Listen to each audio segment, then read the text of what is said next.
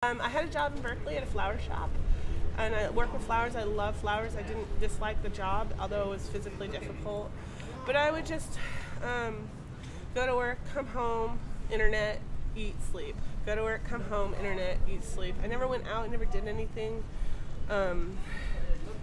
It felt real empty, you know. I was having panic attacks, you know. It's like, what the fuck am I doing? But I felt called, you know. That's the best way I can describe it. I'm just not very good at the normal life either, but really it felt like a calling.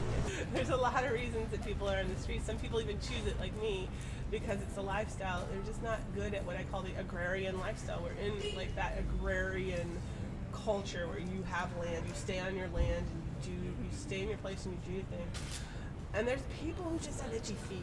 So this experience here has really been a powerful experience in understanding, or really kind of getting my head around the fact that we are all the same. We're all human, and what we need more than anything is love. And so it's like issues around homelessness and how to solve the problem or all that.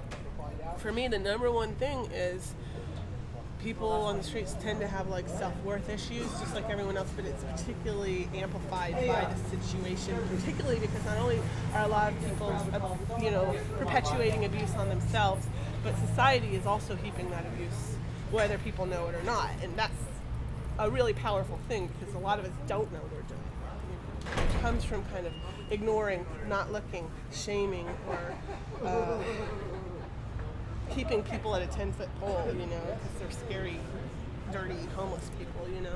And so I've been here almost 4 weeks, and I am like astounded by how much love I'm surrounded by now. And it's because I'm able to give it out and take it in, you know. And it's street people, and then there's normal people too come and are really generous sometimes and really helpful and kind and connecting. Seeing street people as people, realizing they have stories behind reasons for why they are doing what they're doing. We don't have closed doors to be behind. I'm in public all the time. I have to cry in public. I have to do everything in public. I never have hardly ever a moment to myself. I feel like we're like that mirror to society.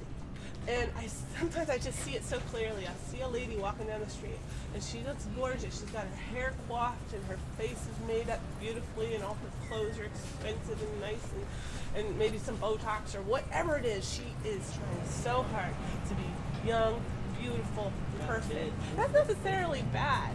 But then she's walking towards me, and I'm literally mirroring back her worst fear.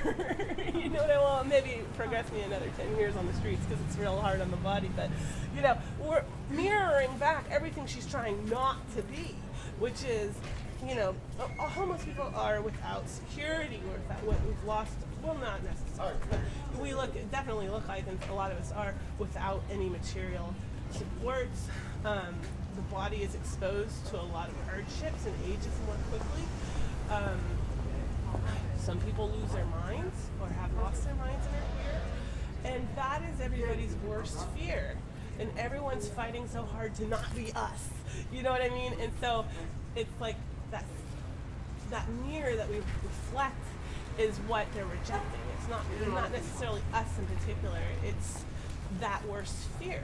And so honestly, some people on the streets, when you got nothing to lose. You know, you also can get to a really high plane in some ways because you can see past a lot of those day-to-day fears that everyone's dancing around and trying to avoid, you know.